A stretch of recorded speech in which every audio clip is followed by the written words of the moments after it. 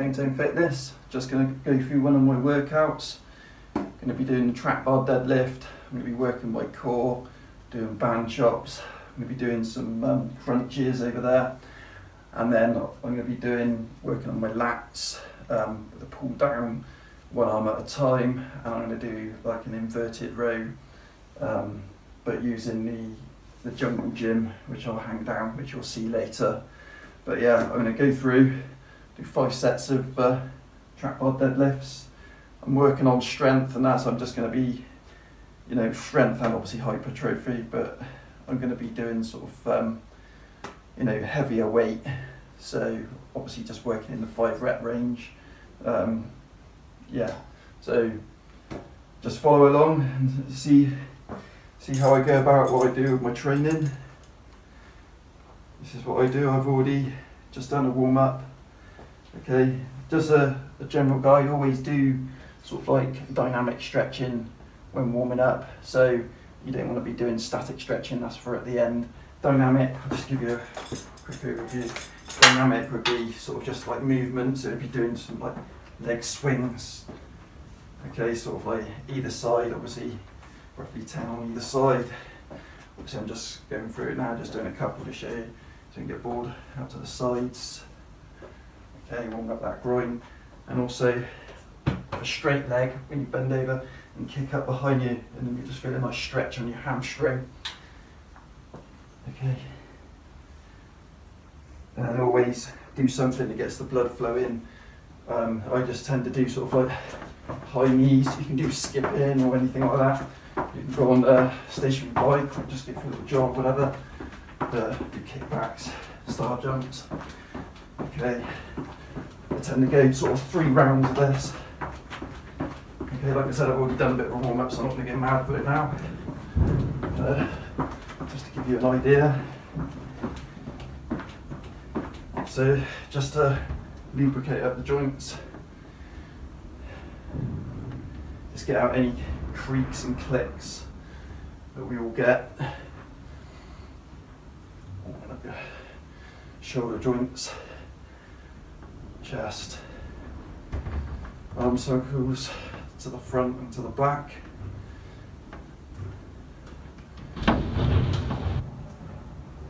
Okay, always important to warm up. Try and avoid injury as best you can.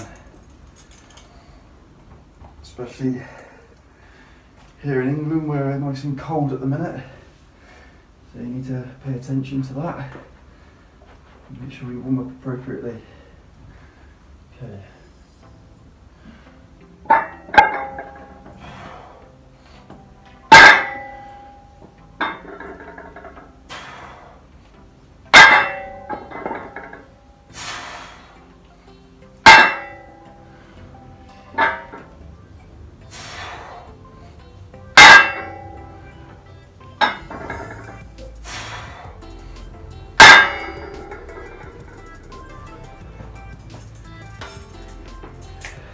Okay, I use a belt just to give my back a little bit of support. Some people do, some people don't. Use it if you feel you need to.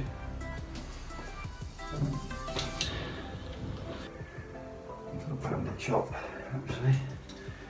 I go a bit heavier than this.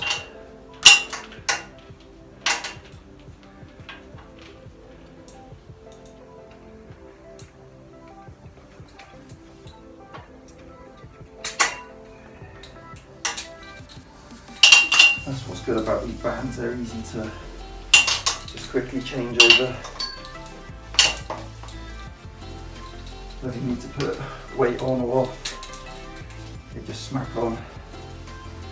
I use the Body Elastics ones, which I find really good.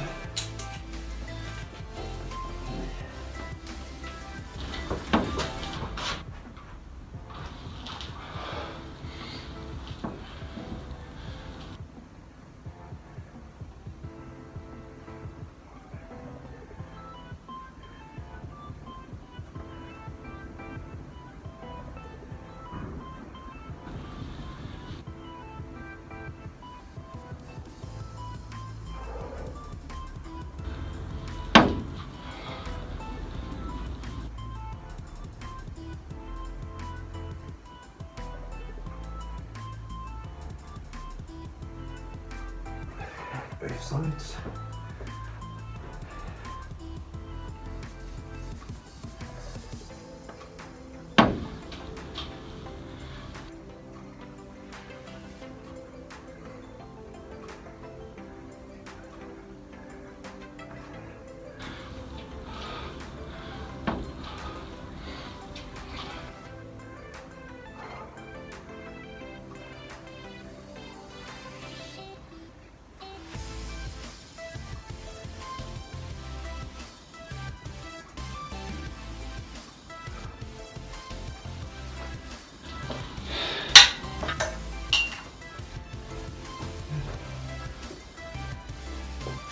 Punches.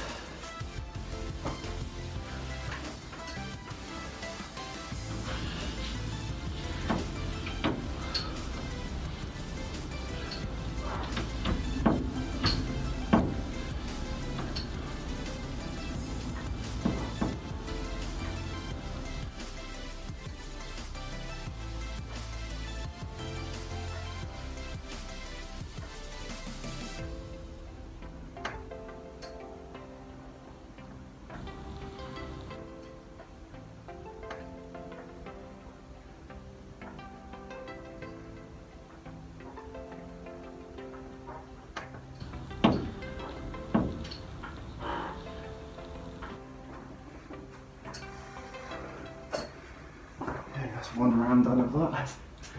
A lot of people don't, obviously, when they're doing their deadlift, they just tend to just do the deadlift, but when I'm exercising, whether I'm doing squats or deadlifts, as a time saver, I just like to do things in between. So obviously something that's not as taxing, so I'm not going straight away to do something again for legs. Obviously I'm working on my core, and yes, that's going to work my core doing the deadlifts, but it's just a way to try and condense the time a little bit. So although you might be fatigued, like my legs, they're back a little, you can still go ahead and still perform other exercises. And obviously at the same time, that gives your legs a little bit of time to rest in between, instead of just like standing around doing nothing. It still gives them a little time to rest whilst you're focusing on other exercises, other muscles. So that's the reason that I do it as a time saver. It also helps to keep you warm, especially in a cold garage here in England. So yeah, it just keeps you going. And again, really important, keep yourself topped up with water.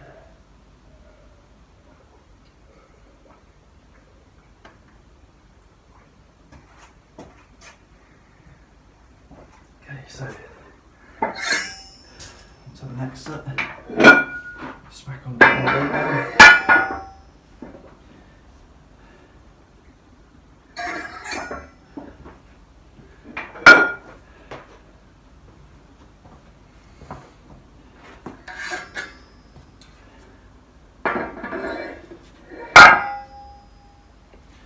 It's good to sort of do your own weights, taking them on and off. Helps to work on the grip strength, but it also helps to burn more calories instead of just letting somebody else do it for you. If you do that as well, that accumulates to your total work effort. So it's quite worth doing. And obviously, if you're in any gym, always think about the people afterwards. Put stuff away, you know, because you want to leave it as you would like to find it. So that's why I recommend that it sort of take away sort of anything that's on the floor and that, trip hazards, that sort of stuff. So you want to keep yourself safe and others safe, and just have a bit of respect in the gym. Right, on to the next set.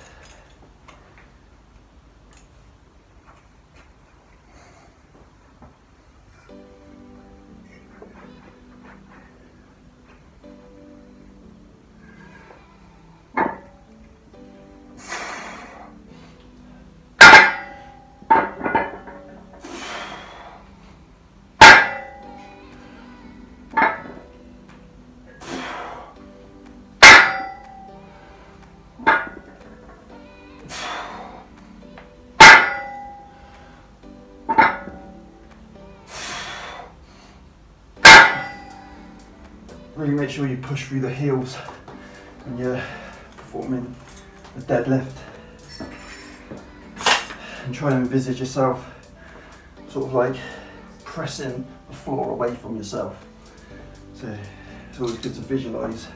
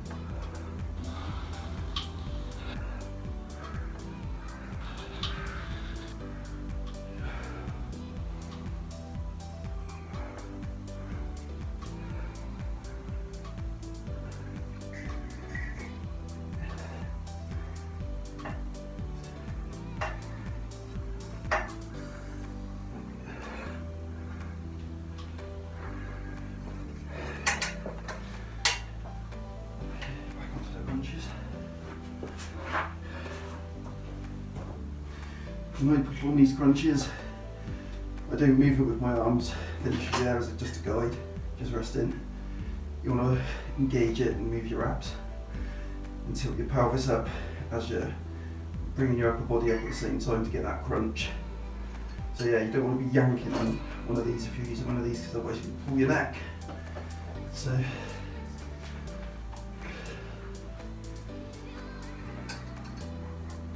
let the abs do the work.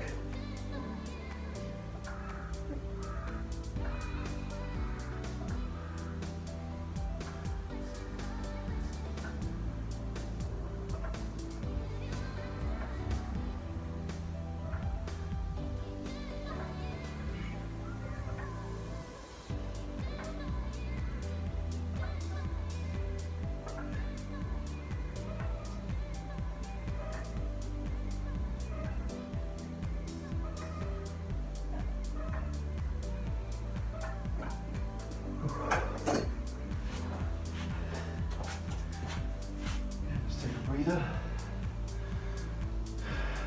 Always have some water in between the sets.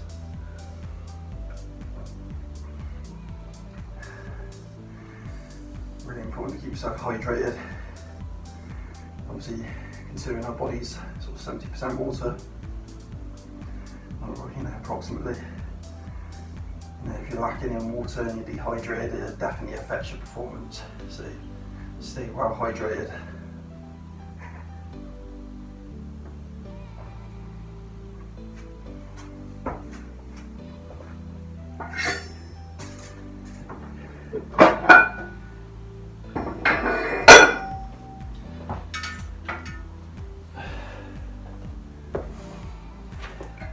You ever watched Total Rebuild with Arnold Schwarzenegger?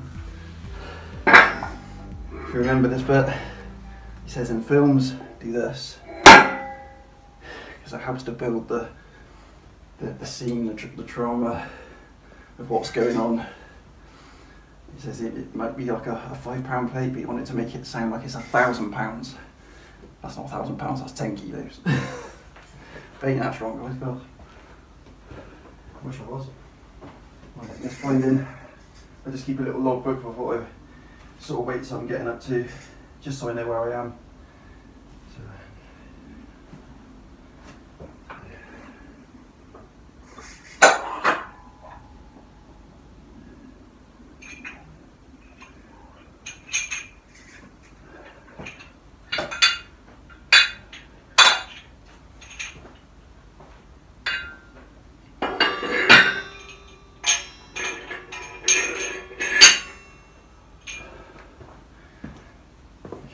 In most gyms, okay, my intro yet, most gyms you only tend to get up to sort of these 1.25 sort of like size kilos, as far as that's as small as they go.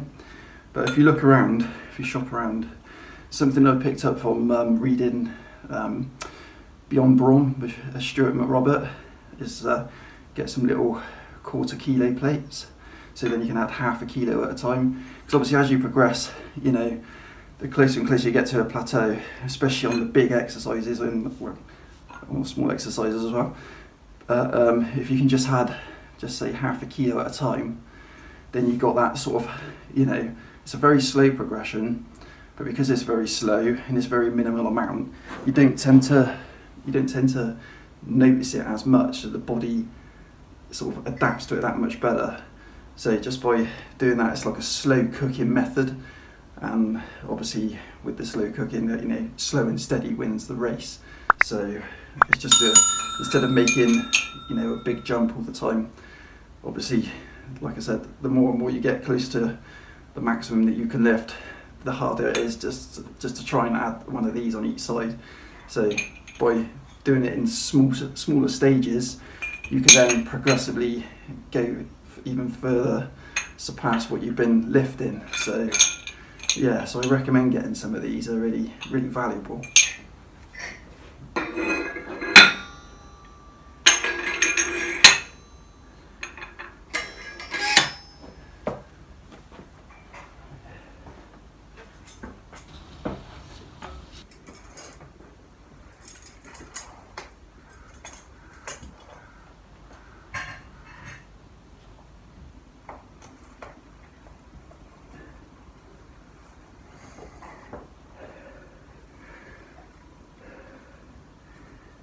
In between the big lifts, the big lift which I'm on now, I always tend to, when I've done 1 rep, I tend to come back up just to reset myself back up, and then come back down again, just to make sure I get set nicely instead of just going bang through it.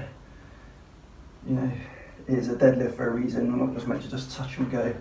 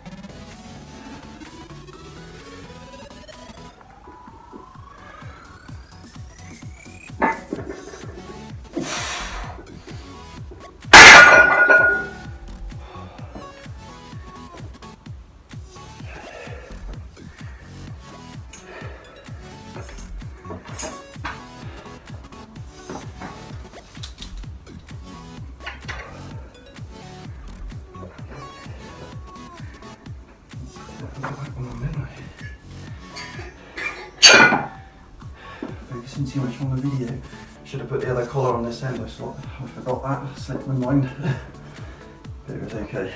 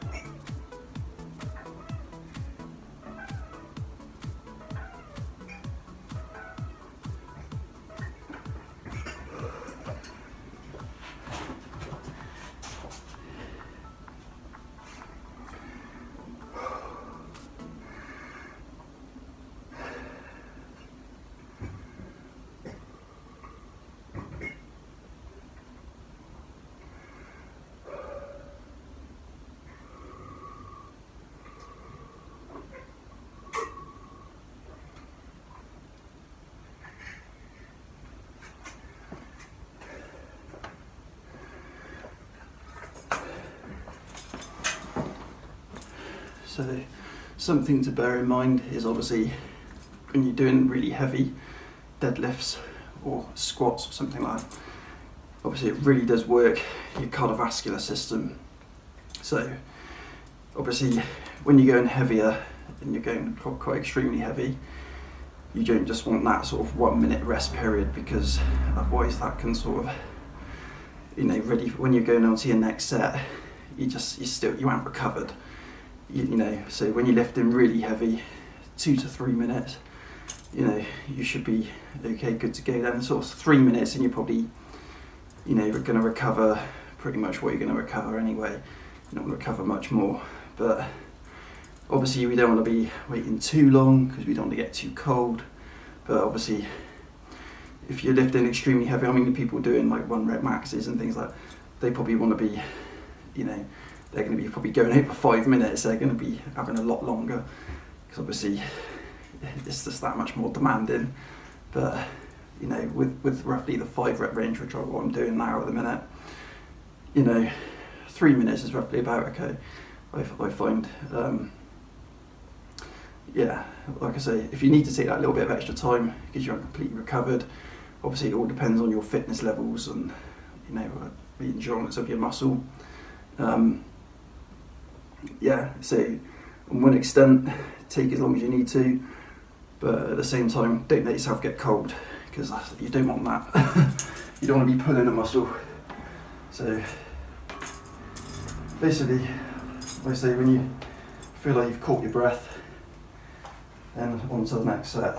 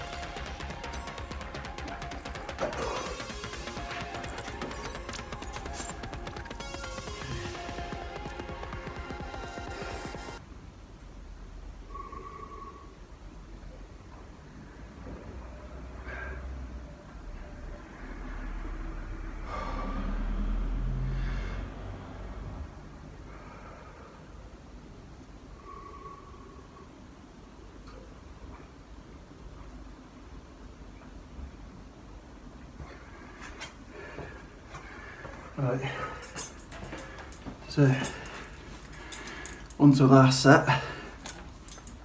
So what you see I've done like a couple of just warm-up sets. Even before the one you've seen, I just did the one just with like 3 reps, just quickly, just to let my body know that this is what you're doing. So I did one on the just with 1 plate on, and then obviously from there I did 5 sets after that. So it's like 1 mini set and then 5 sets. So I did another sort of like 2 proper warm-up sets, and then I did 3 working sets with the heaviest weight. So by doing that, trying to get a little bit of accumulative fatigue, and obviously that helped with the hypertrophy as well, you know, by doing the extra sets, a little bit more sort of protein synthesis. But obviously this is a great exercise. A lot of people shy away from doing legs, but you're leaving so many gains on the table if you do that, because it's the carryover effect that it has onto the rest of your body and onto the rest of your exercises. So obviously you want to build a solid foundation, so you want to work from the ground up. So don't neglect your legs. Not only that, if you're only somebody who trains your upper body, then I'm sure you've probably seen people that look a bit disproportionate, if I can say it properly. Yeah, so it's good to look at all in proportion. And the reason people shy away from it is because it is so demanding. But obviously that's part of the merits of the exercise, because it is so demanding. You get so many benefits. Your growth hormone levels are shoot up, so will your testosterone levels, by performing the big compound moves like this. So don't leave them out of your exercise program. Yeah, make sure you keep them in. Like I say, as a crossover effect, and it benefits you onto your other exercises, and it helps you to become sort of strong all over, if you like. So pretty much an all body workout just in the one move.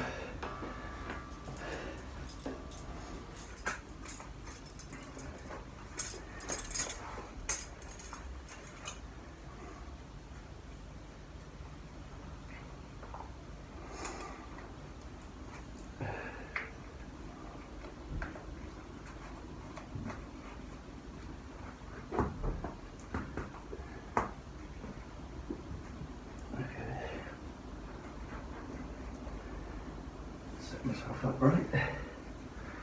Try and keep the form as good as possible. The heavier you get, the more important it is to keep good form. Obviously the harder it is, because the body's a master of trying to find an easy way out and compensate in areas where it shouldn't be. But good form is high priority, especially when you're lifting a big weight.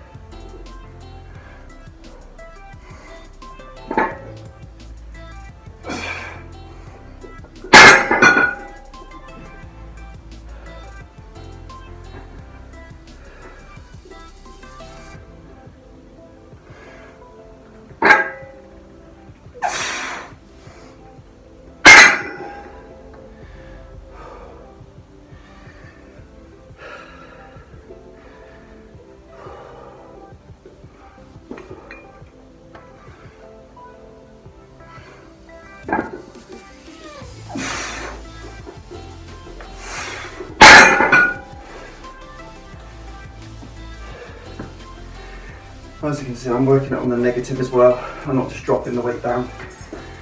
So I want maximum muscular benefits all round,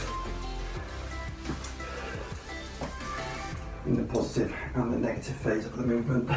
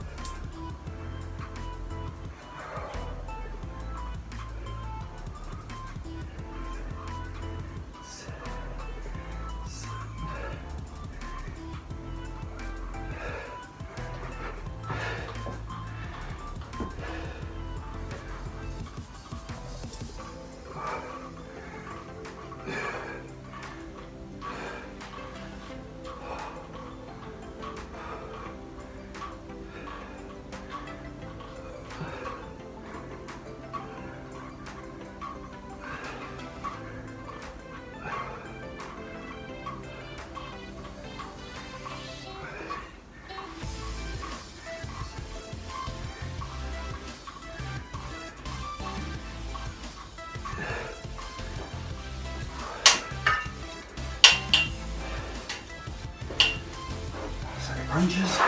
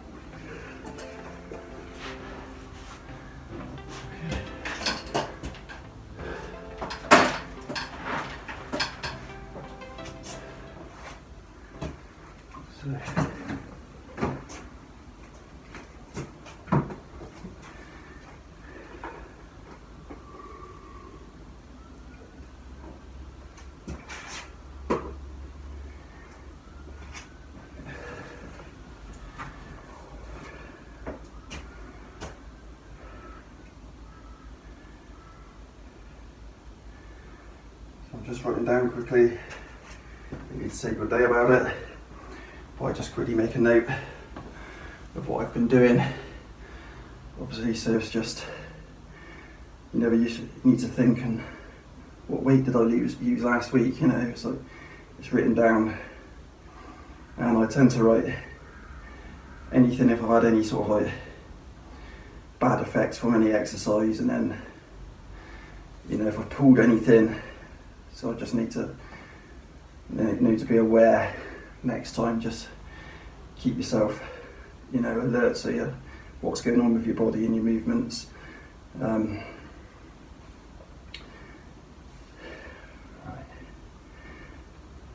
And it kind of helps to keep you accountable as well, just by writing this down, because it's just like, yeah, it's another one done. Yeah, it's another one done. Check it off. So, plus it shows you if you're improving or not. So that's one good thing to look at. So it's, like I said, if you just train on your own especially, and it just helps to keep you accountable, it's just nice to have a quick look back and just see your progression. Like I said, you don't need to take a massive amount of time, just something to just quickly note down, just so you know where you are, so, you know, just keeps it fresh in your mind. Okay, so it's just a little tip.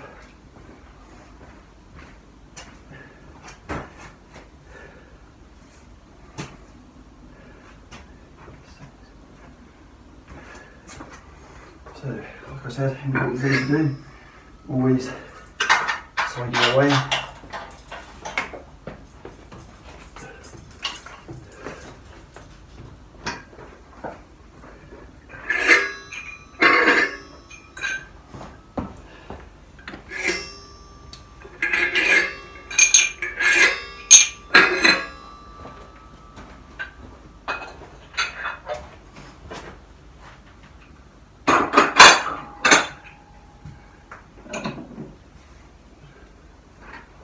If you're training from home, like I do, if you find a home for everything, then you always know where it goes back, and it's just easy for anybody else who use it.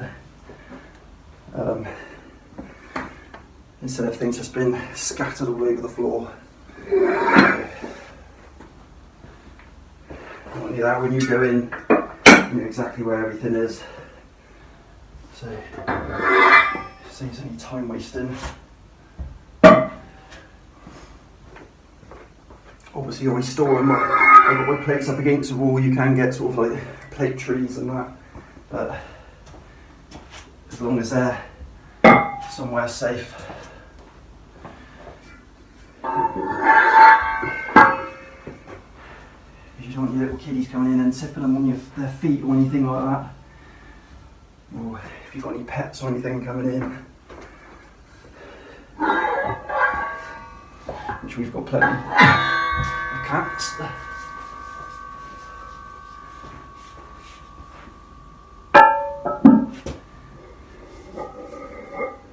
So yeah, so they're slightly tilted up against the wall that way, so unlikely that they should tip. And then the bar.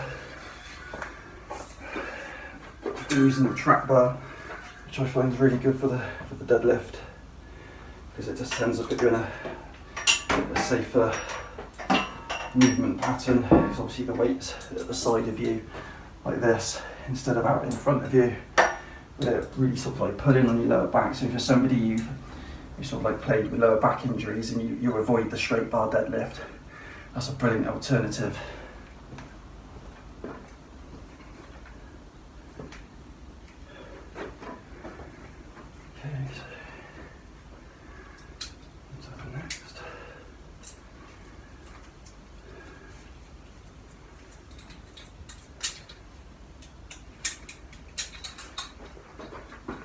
So for this, I'm doing like a one-arm lat pull down.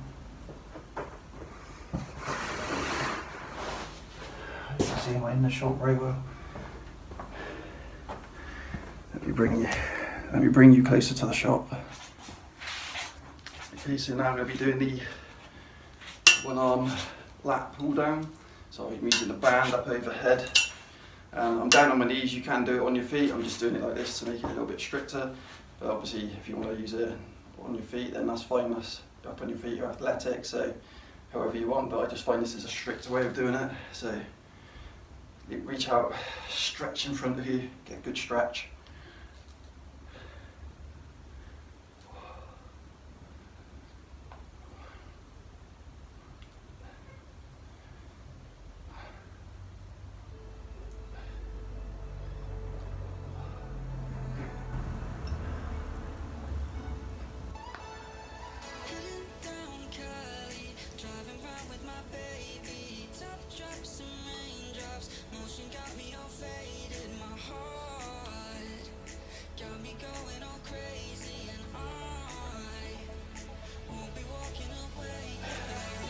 So with this movement, as I'm bringing it down, I'm keeping it close to my body, I'm squeezing in the shoulder blade in the back. So obviously you're not bringing both together, so you're not pinching the shoulder blades together, but just think about bringing that round and feel that contraction.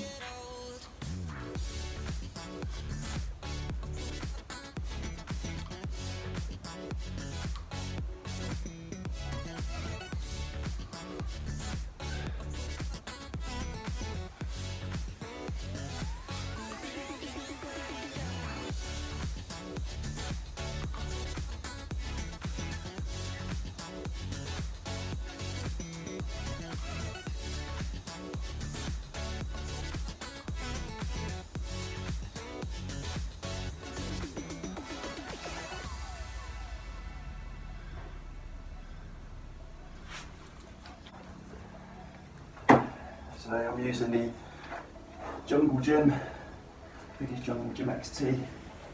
I'm just going to perform some inverted rows, so straight body. Bring yourself out, squeeze your shoulder blades together this side. And down.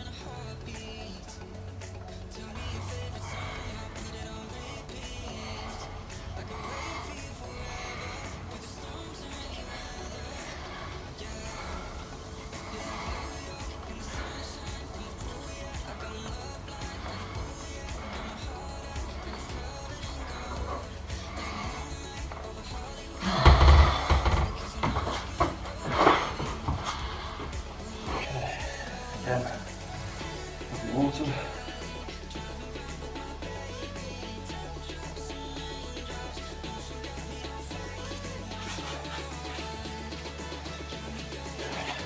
Second set.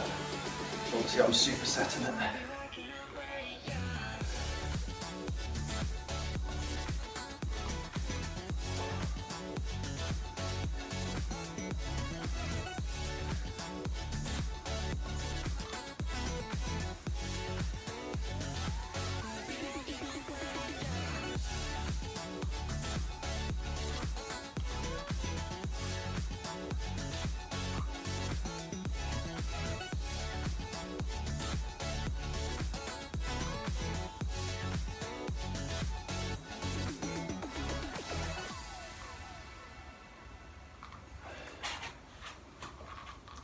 Like I said, get a good stretch when you come back up here. Get a good stretch. Don't just sort of stop here. No, you want to bring your arm up, get that full stretch on the lat, get as much activation of the muscle as you can.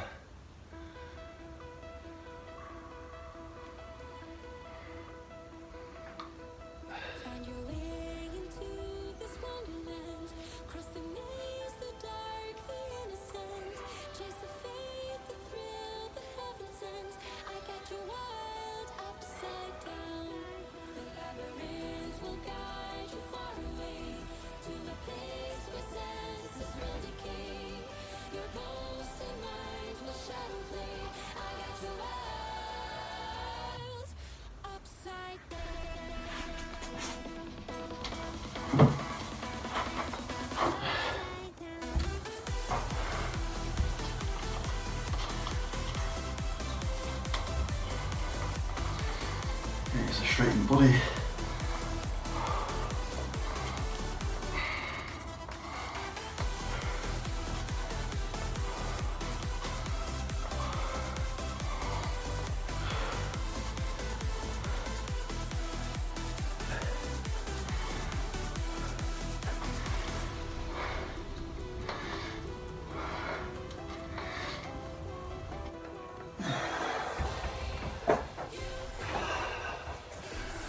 Again, one thing you can do in between sets is the muscle you've been working, sort of like obviously with the lats you try and bring it out and a sweep, try and bring it out and try and tense.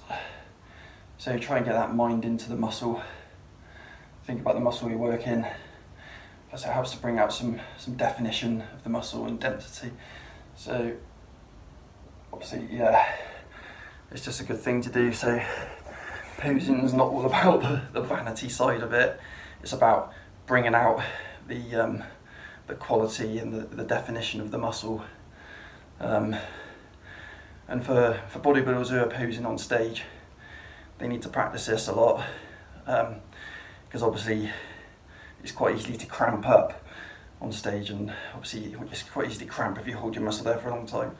You know, you might find cramp sort of creeps in, but especially when they're on stage and they're pretty much really dehydrated, and obviously there's not much water in the system, so it's easy for them to keep going, getting cramped up.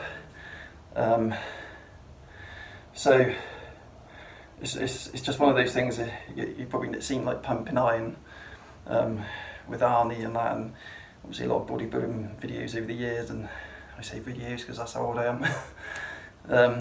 But they always practice their posing just so they can become sort of fluid with their movements, but also to really bring out the quality of the muscle. And yeah, it just aids in that helping that contraction, that mind-muscle connection. And you definitely need that, especially if you're on stage. You need that mind-muscle connection. Obviously, we need it in our training, but of course, if you ain't got the connection very well on stage, then you're not going to make the muscle stand out very well. So yeah, so that's just a little tip. Okay, I'm not doing 5 sets like I did with the deadlifts. I'm just doing 3 sets of these.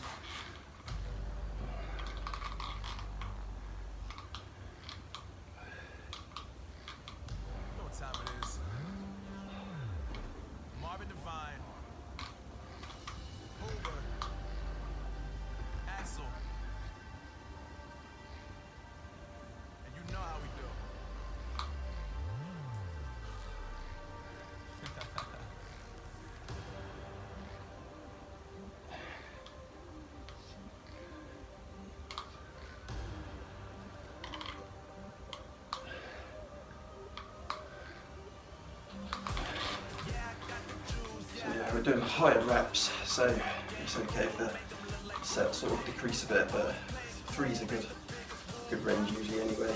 So like I say, I like to do 3 of the hard working sets on the deadlift, and that's why I have progressive warm up, so I do extra sets on there. The body's warm now, and this is more than enough, especially if we're doing like sets of 20 of these, so 3 is enough.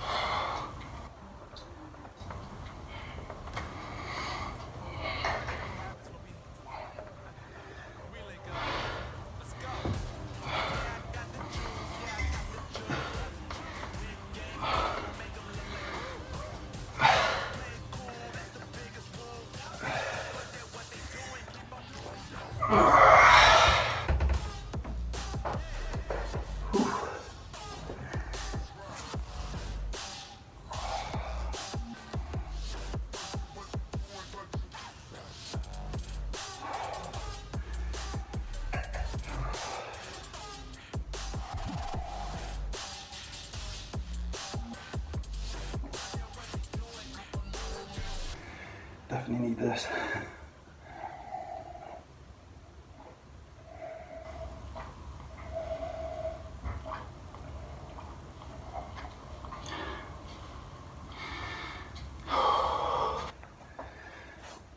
Right, so there you have it. That's the workout done. I'm gonna cool down now. I always cool down and warm up properly, because it can be a very neglected part of most people's workouts, but I suggest that you definitely make sure that you do warm up and cool down, especially as a personal trainer. I always make my clients sort of like warm up and cool down, so it's a very important thing to do. Don't neglect it, or you could put yourself out for a long time and then bang goes your training, sort of like, you know, for a few months, or, you know, maybe even longer. You never know. If you do like a rotator cuff injury or something like that, then yeah, that can put you out for a long time. So any injury is going to put you out for, it could be putting you out for anything for a few weeks up to a few months to a year or so, you know. So like I said, you know, you want to be careful and warm up properly and cool down properly, because like I said, it's the total lifestyle, and if you want to progress as much as you can, then don't neglect these, because it's just a surefire way to go in 2 steps forward and then 1 step back, 2 steps forward, 1 step back. It just takes ages getting anywhere. And like I said, consistency is the name of the game with this. The more consistent we can keep doing our workouts, the quicker we're going to see the results.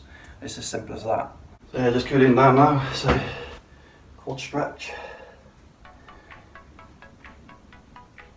What I find is if you tilt your pelvis forward, you'll get more of a stretch on the quadriceps. And obviously, if you need to hold on to anything, then do so.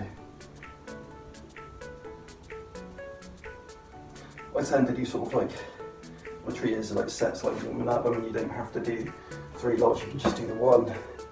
But I tend to sort of like do sort of like 3 on each side.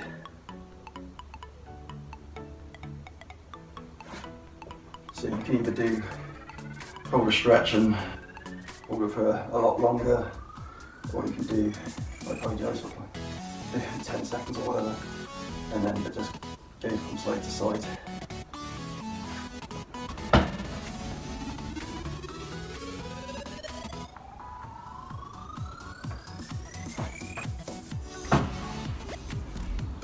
It stops you from seizing up so much, I find, as well. If you make sure you stretch out at the ends of your workout, then you didn't feel quite so tight.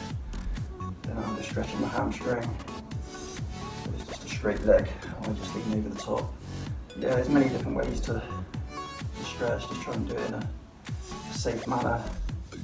Overstretching is, I would say, it's worse than obviously not stretching at all, because you just, again, you're just going to injure yourself. So, okay, just go on the other side. Just remember, whatever you do to one side, do to the other.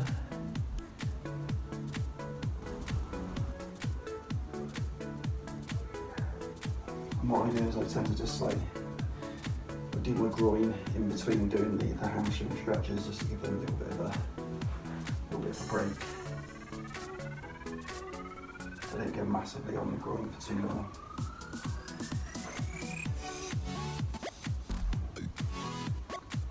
Normally that by doing say like 3 sets of the stretches to either side, you always find you can get that little bit more of a stretch anyway by breaking it down instead of just doing it just all one set.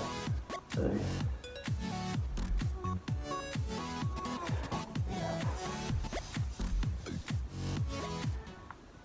It's actually something that I learned from a book that I bought years ago called Stretching Scientifically, and it was about a guy who was trying to teach you how to do the splits. And again, you'd go down, whichever way you were trying to do it, side splits or box splits, and then each time you sort of go up and then you come back down again, you can just get a little bit further down with each progressive stretch. So that's the reason that I split up and do more than one set of a stretch. And obviously flexibility is important as well, so we need to sort of like try and keep ourselves flexible.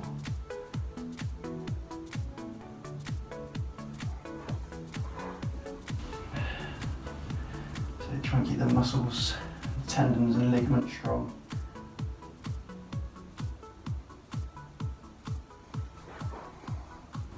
Okay, you might find it the boring part of the workout, but you've got to do the boring bits as well. So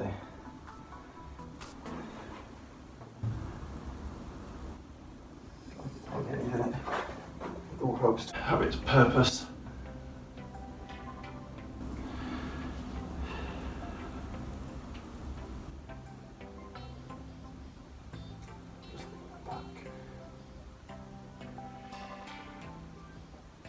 Okay, I've been doing the back, so what I tend to do is link my hands together, push it that way, and then push my back forwards like that. I'm going to show you that.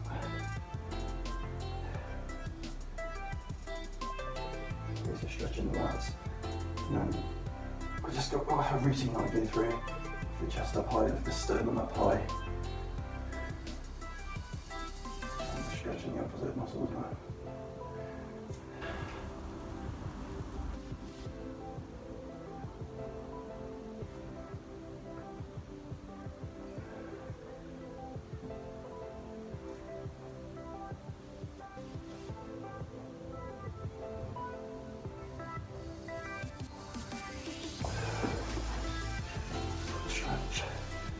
Stretch to the side.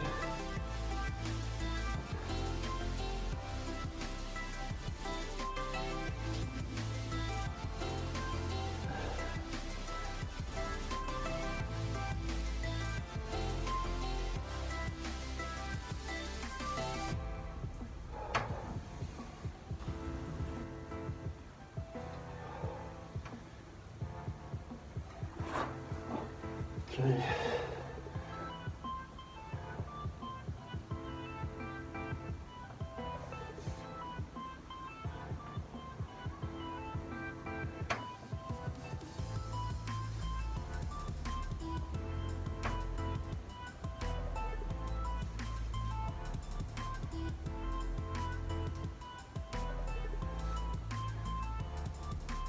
So for the sake of a few minutes, it's worth doing it.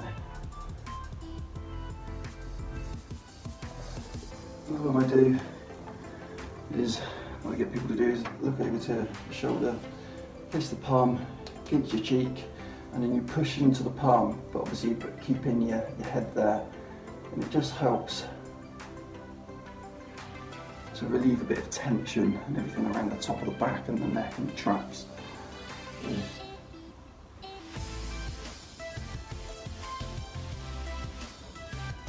You do that 3 times, but you can do this different ways as well.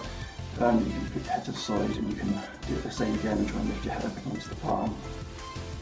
So you can do it that way. Again, you can lean forwards, place your palm there, again, pick up. And again, you can do it and lean backwards. You can't see very well, so I'll put it that way. So it's just all around trying to get a little bit of flexibility. Okay, so the next thing I'm using is my inversion table. So obviously, yeah, I do this just to decompress the spine.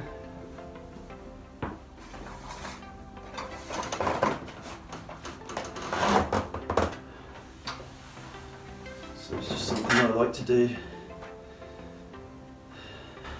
especially at the end of like either doing deadlifts or squats. You know, if you're thinking especially squats, you got a lot of heavy load going over you. So yeah, this obviously you're getting compressed, and this just helps to decompress your spine.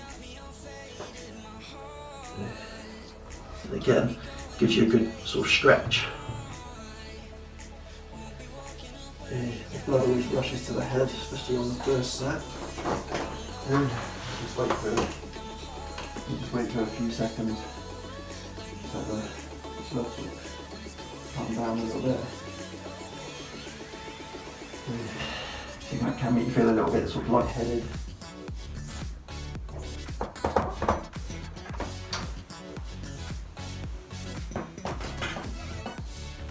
Obviously, check out one of my videos on the inversion therapy, which I have made.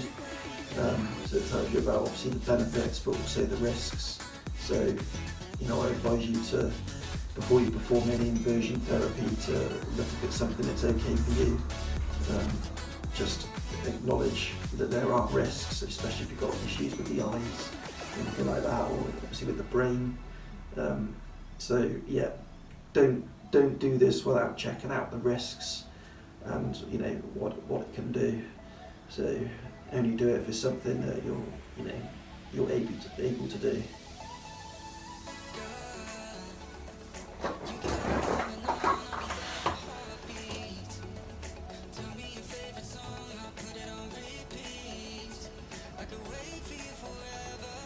Maybe one last set.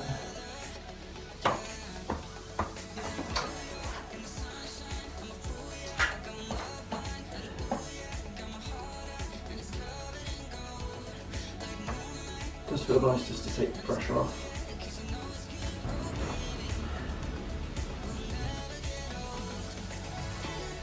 Yeah, you don't need to do this for too long.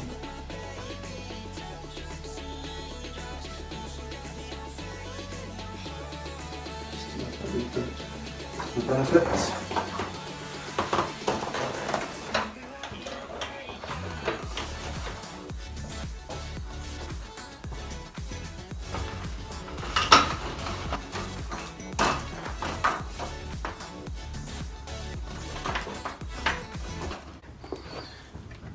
Okay, so now that's done, I'm going to go back in and get my food sorted.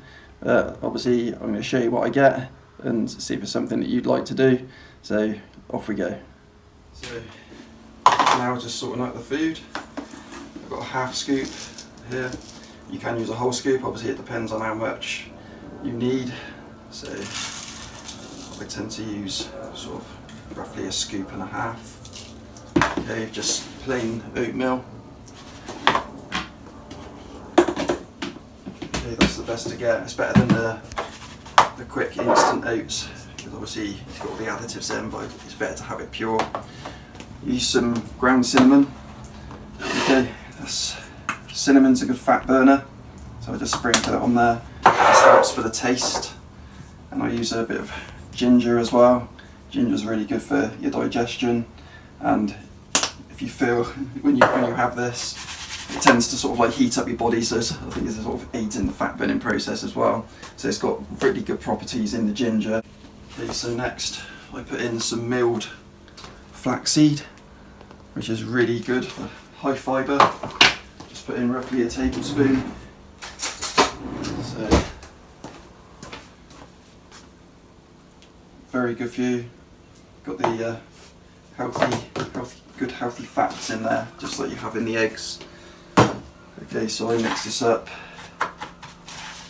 and I have mine with just some water.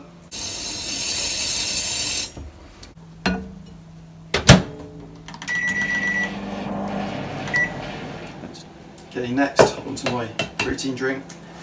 I do it the old style way. Obviously it is good to use whey protein. Obviously it's fast absorbing, but obviously as far as a food, eggs have got like 100 in the biological value, so the body uses it, you know, the whole lot. And it's a complete amino acid profile, so it contains all the essential 9 amino acids which the body doesn't usually make on its own. So again, it depends on whether you're cutting, or, you know, if you really want to get really cut, you might take out a few of the yolks. I like the yolks, and I think they sort of help with the strength and obviously the size of the muscle. Obviously it helps to increase testosterone. It's a natural way of boosting it. There's very good sort of properties in eggs. Obviously you can check out one of my videos which I say about the 10 benefits of eggs. Okay, next I put in a little bit of creatine. Okay, just put in roughly a teaspoonful, okay, which equates to about 5 grams, which is all you need for your creatine. Obviously creatine's really good for your performance and obviously for recuperation. Okay, then next I just put it in there. If you look, it tends to sort of help to absorb the eggs. It looks a bit disgusting, but I then put in some lemon, blackberries, strawberries, red currants, black currants, and it just helps to make the drink nice and cold. And then I fill it up with water.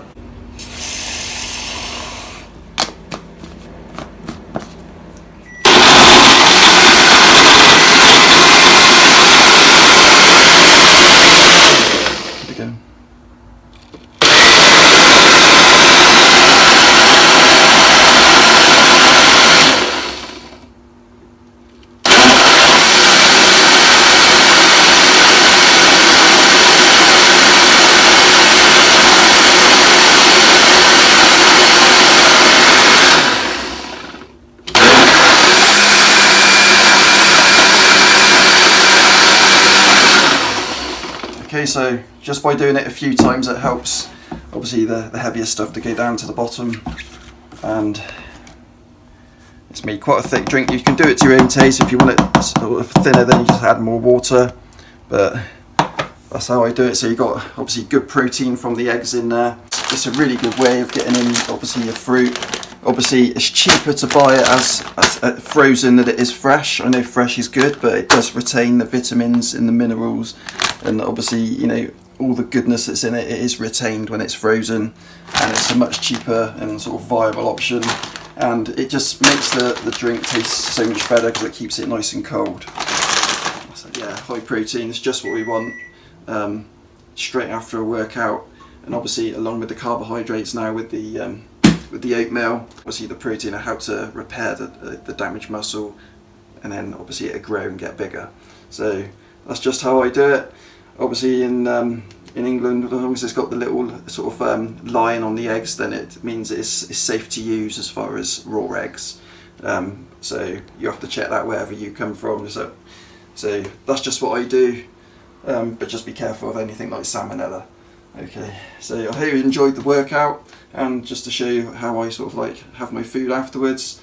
If you like it, then don't forget to sort of like smash a like, and just comment down below if you're going to give that workout a go, which I've showed you.